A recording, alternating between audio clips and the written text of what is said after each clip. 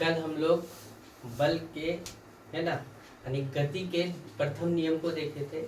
प्रथम नियम में क्या कहा गया है बताएंगे कोई परिभाषा है? पर गति के प्रथम नियम को क्या कहा गया बताइए।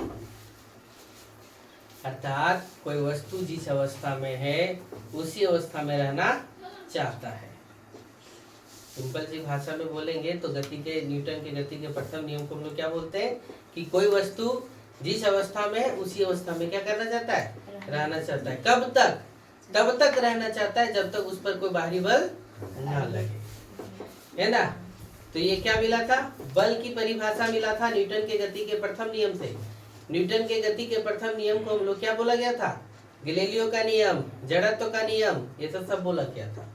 आज हम लोग देख रहे कौन सा, न्यूटन के गति के द्वितीय नियम को। न्यूटन के गति के द्वितीय नियम से क्या कहा गया, ध्यान से देखिए कि किसी असंतुलित बल के द्वारा, क्या था, असंतुलित बल के द्वारा जब किसी वस्तु में त्वरण उत्पन्न किया जाता है, जब किसी वस्तु में क्या किया जाता है, त्वरण उत्पन्न किया जाता है, तो वह त्वरण उस बल के समानुपाती एवं वस्तु के द्रव्यमान का क्या होता है, व्युत्क्रमानुपाती होता है, व्युत्क्रमानुपाती होता है। यानी A इज प्रोपोर्शनल टू किसका, F। क्या पढ़ेंगे, इज प्रोपोर्शनल टू किसका, F। और ये इज इनवर्सली प्रोपोर्शनल टू क्या, M। A is inversely proportional to क्या, M, यानी व्युत्क्रमानुपाती होता है। तो दोनों देखो, A is directly proportional to क्या, F बटे M। तो क्रॉस गुना करेंगे तो F is directly proportional to क्या हो गया, A। ये इधर गुना करेंगे तो इस प्रकार से हो जाएगा। यानी दूसरा नियम क्या बताया कि किसी असंतुलित बल के द्वारा जब किसी वस्तु में त्वरण उत्पन्न किया जाएगा तो वो त्वरण उस बल के समानुपाती होगा तथा वो त्वरण किसके, द्रव्यमान के व्युत्क्रमानुपाती होगा। गति के दूसरे नियम से हमको क्या मिला, बल का परिमाप मिलता है। गति के दूसरे नियम से किसका परिमाप क्या मिलता है, हमें बल का परिमाप मिलता है। गति के दूसरे नियम के अनुसार कहा गया कि किसी वस्तु पर बल की दिशा में कार्यरत बल उस वस्तु के संवेग में परिवर्तन के दर के क्या, समानुपाती होता है। अर्थात बल इज डायरेक्टली प्रोपोर्शनल टू किसका, संवेग में परिवर्तन। P मानी मोमेंटम में क्या, परिवर्तन। मोमेंटम का मतलब क्या होता है, P बराबर mv। मोमेंटम बराबर द्रव्यमान गुने क्या, वेग। द्रव्यमान गुने वेग को हम लोग क्या बोलते हैं, संवेग बोलते हैं। फिर देखो, वस्तु का द्रव्यमान एवं वेग से संबंधित महत्वपूर्ण राशि है कौन सा, संवेग। क्या लिखा गया, वस्तु का द्रव्यमान एवं वेग। जब भी पूछा जाएगा द्रव्यमान एवं वेग से किसको, तो संवेग को इंडिकेट करते हैं। किसी वस्तु का संवेग को P से इंडिकेट किया जाता है। किसी वस्तु का संवेग किससे, P से। उसके द्रव्यमान को किससे, M से, और उसके वेग को किससे, V से इंडिकेट किया जाता है। यानी वही लिखा है, किसी वस्तु का संवेग P, उसके द्रव्यमान M एवं वेग V का क्या होता है, गुणनफल होता है। यानी P बराबर क्या होता है, mv होता है। संवेग में परिमाप एवं दिशा दोनों होता है। परिमाप एवं दिशा क्या होता है, दोनों होता है। संवेग का सही मात्रक देखो, m, ये क्या है, m मतलब द्रव्यमान, m मतलब क्या, द्रव्यमान। द्रव्यमान को हम लोग केजी में लिखते हैं और v वेग को मीटर पर सेकंड में लिखते हैं। तो संवेग का सही मात्रक केजी मीटर पर सेकंड है, केजी मीटर पर सेकंड है। गति के द्वितीय नियम की गणितीय गणना करने जा रहे हैं। देखो कैसे हम लोग गणितीय गणना यानी बल का परिमाप कैसे निकालेंगे। बल के निकालने के लिए जो फॉर्मूला आता है वो कैसे निकालेंगे। देखो, m क्या है, द्रव्यमान, u क्या है, प्रारंभिक वेग, t क्या है, समय, v क्या है, और f क्या है, बल है। तो बल इज डायरेक्टली प्रोपोर्शनल टू संवेग में क्या, परिवर्तन। तो P is directly proportional, F is directly proportional to क्या, P। यानी संवेग में परिवर्तन, तो पहला वेग में और दूसरे वेग में अंतर को संवेग कहा गया।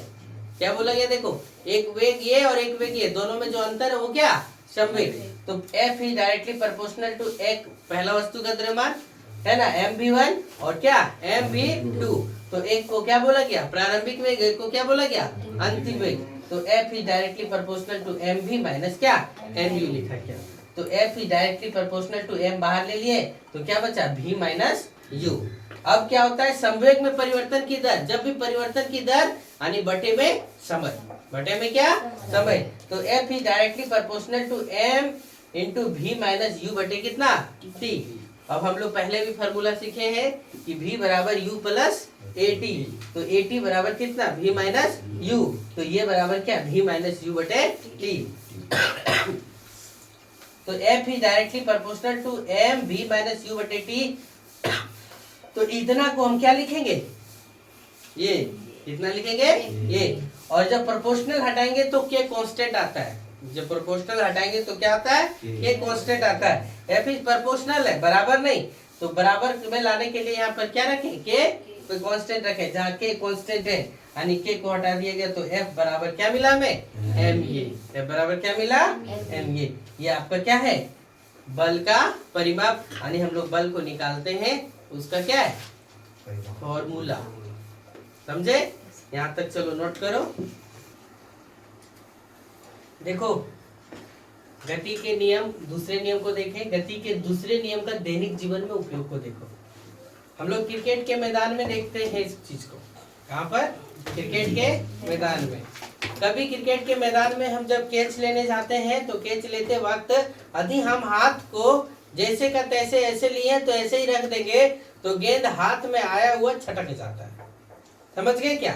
लेकिन क्या किया जाता है संवेग घटाने के लिए, है ना, टकराव की कमी करने के लिए हाथ को क्या गेंद ऐसे आया और साथ में साथ क्या गया हाथ को भी पीछे खींचना पड़ता है, तो क्या हो जाता है चोट भी कम लगता है और उसके संवेग की दर को भी क्या कर देता है घटा देता है। वही लिखा है कि क्रिकेट के मैदान में बॉल को रोकते समय खिलाड़ी बॉल की दिशा में अपने हाथ को किधर की ओर पीछे की ओर खींच लेता है, जिसके कारण संवेग में परिवर्तन की दर घट जाती है और जो कैच लेता है उसको चोट भी क्या होता है कम लगता है। फिर देखो जब कोई छलांग लगाता है ऊंची कूद लगाता है तो ऊंची कूद लगाते समय इधर से तो ठीक है, लेकिन जब वो गिर रहा होता है तो वहां पे चाहे गद्दा लगा दिया जाता है चाहे बालू लगा दिया जाता है, क्यों, ताकि वो संवेग की दर को क्या कर दे घटा दे। और जब संवेग की दर को घटा देगा तो उस आदमी में ऊंची कूद लगाने वाले आदमी में चोट क्या होगा लगेगा, क्या नहीं लगेगा। ऊंची कूद वाले खिलाड़ी को गद्दा या बालू पर कूदना होता है, ऐसा इसलिए क्योंकि खिलाड़ियों को छलांग लगाने के बाद गिरने के समय को क्या कर देता है वो बढ़ा देता है, जिससे उसे चोट नहीं लगता। नोट एगो देखिए, यदि त्वरण का मान शून्य हो जाए यानी एक्सीलरेशन शून्य हो जाए तो वह वस्तु एक समान गति से जा रही है या वस्तु विरामावस्था में है, या वस्तु गतिशील है या क्या वस्तु विरामावस्था में है, तो इस स्थिति में बल का मान क्या हो जाता है शून्य हो जाता है। क्यों, क्योंकि देखो F बराबर ma, फार्मूला हम लोग क्या सीखे F बराबर ma, तो F बराबर जब m गुने a का मान 0, तो किसी संख्या को हम 0 से गुना करेंगे तो उसका मान भी क्या हो जाएगा 0, तो किसी इस स्थिति में बल क्या हो जाएगा शून्य हो जाएगा। लेकिन किसी भी वस्तु का द्रव्यमान शून्य नहीं होगा, ये ध्यान रखना। क्या लिखे, किसी भी वस्तु का द्रव्यमान शून्य कभी नहीं होगा, है ना। फिर देखो नोट, बल का SI मात्रक न्यूटन है, जो उधर नहीं लिखा है पाए, बल का SI मात्रक क्या है न्यूटन है। इसे किसके द्वारा n के द्वारा दर्शाया जाता है। इसको SI पद्धति में मात्रक kg मीटर पर सेकेंड स्क्वायर है, kg मीटर पर सेकेंड स्क्वायर है, समझ गए। चलिए नोट करो यहाँ से, देखो क्या लिखा हुआ है, एक 5 kg द्रव्यमान वाला वस्तु यानी m कितना दिया हुआ है, m कितना 5 kg द्रव्यमान वाला वस्तु पर 2 सेकेंड का नियत बल यानी टाइम कितना पर 2 सेकेंड के नियत बल कार्यरत है। यह वस्तु का वेग 3 मीटर पर सेकेंड से बढ़ाकर 7 मीटर पर सेकेंड कर देता है, यानी प्रारंभिक वेग 3 मीटर पर सेकेंड था, जिसको बढ़ा करके कितना कर दिया अंतिम वेग 7 मीटर पर सेकेंड कर दिया गया।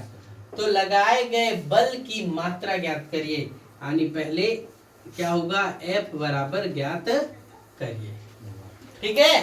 तो देखो हल करते हैं, समझिएगा फॉर्मूला हम लोग क्या जानते हैं F बराबर कितना ma। क्या इस कंडीशन में आपको कहीं ये नजर आता है, क्या नहीं नजर आता है, तो हम लोग फार्मूला F बराबर m गुने v माइनस u बटे कितना t, ए का मान होता है v माइनस यू बटे कितना टी। कितना होता है v माइनस यू बटे कितना टी। किसका मान है ए का मान होता है। कैसे? तो v बराबर u प्लस कितना ए टी, तो v माइनस यू बराबर कितना ए टी, तो a बराबर v माइनस यू बटे कितना टी। इस कारण से अब मेरे पास सारा डाटा उपलब्ध हो गया। m पता है, v पता है, u पता है और t पता है। तो जिसके कारण से हम फॉर्मूला आया तो हम रख सकते हैं। तो f बराबर मेरा कितना हो गया m 5 kg, v 7 मीटर पर सेकेंड, u 3 मीटर पर सेकेंड बटे t कितना 2 सेकेंड। तो f बराबर कितना हो गया 5 kg गुने 7 में 3 गया तो कितना बचा 4 मीटर पर सेकेंड बटे कितना 2 सेकेंड है ना। तो 2 दूना 4, तो f बराबर कितना हो गया 5 दूना 10 kg मीटर और सेकेंड तो सेकेंड स्क्वायर। तो कितना हो गया f बराबर 10 kg मीटर पर सेकेंड स्क्वायर, यानी f बराबर कितना मिल गया हमें 10 न्यूटन। पहला क्वेश्चन का आंसर हो गया। अब क्या क्वेश्चन बोला है ध्यान से सुनिएगा। क्वेश्चन फिर से बोल दिया कि सब तो यही कुछ है, सब तो यही कुछ है, यानी m बराबर कितना 5 kg ही है, t बराबर बढ़ा दिया कितना, t बराबर कितना बढ़ा दिया 5 सेकेंड, t बराबर कितना बढ़ा दिया 5 सेकेंड। बल जो है वही लगेगा, बल जो है F बराबर कितना 10 न्यूटन है, F बराबर कितना 10 न्यूटन, और प्रारंभिक वेग जो है वही रहेगा u बराबर 3 मीटर पर सेकेंड। तो अंतिम वेग क्या होगा, यदि इस बल को 5 सेकेंड तक आरोपित किया जाए, वही लिखा है इस बल को यदि हम कितना 5 सेकेंड तक, यानी t बराबर कितना लिया गया 5 सेकेंड तक आरोपित किया जाए तो वस्तु का अंतिम वेग क्या होगा, v बराबर क्या होगा, सो आपसे पूछा। तो हम लोगों के पास फार्मूला है F बराबर m into V minus U बटे कितना t। ये फार्मूला हम लोग के पास उपलब्ध है, तो हम लोग यहाँ से निकाल सकते हैं। हमको v निकालना है, कौन सी निकालना है v। तो हम लोग क्या कर सकते हैं f, ये m गुना में है तो इधर आ जाएगा तो भागा में, ये t भागा में इधर आ जाएगा तो क्या हो जाएगा, तो यहाँ क्या बचा v माइनस यू। तब हम लोग यहाँ से लिख सकते हैं क्या v माइनस यू बराबर एफ टी बटे कितना m लिख सकते हैं। तो v बराबर क्या लिखेंगे, ये माइनस उधर चल जाएगा तो प्लस, तो u बराबर v बराबर u प्लस एफ टी बटे कितना m। मीटर नहीं पढ़ेंगे, m मतलब द्रव्यमान है वहां पे। अब सबका मान रखो, v u कितना 3 मीटर पर सेकेंड, f कितना तो 10 kg मीटर पर सेकेंड स्क्वायर गुने t कितना है 5 सेकेंड, कितना 5 सेकेंड, और m भी कितना है, m भी कितना 5 kg, m कितना है 5 kg। तो देखो v बराबर देखो 3 मीटर पर सेकेंड लिखो, यहाँ पर ई 5 से ई 5 कट गया, ई kg से ई kg कट गया, ई सेकेंड से ई सेकेंड कट गया, तो बचा क्या यहाँ पर 10 मीटर पर सेकेंड। तो जोड़ो 10 और 3 कितना 13 मीटर पर सेकेंड, यानी 5 सेकेंड पर 5 सेकेंड तक यदि 10 न्यूटन बल लगाया जाए तो वो कितना वेग पकड़ लेगा 13 मीटर पर सेकेंड का वेग पकड़ लेगा। समझ गए। तो यहाँ तक आज था, आप लोग यहाँ तक नोट करिए, फिर आगे कल बताया जाएगा एग्जाम्पल नंबर 8.2।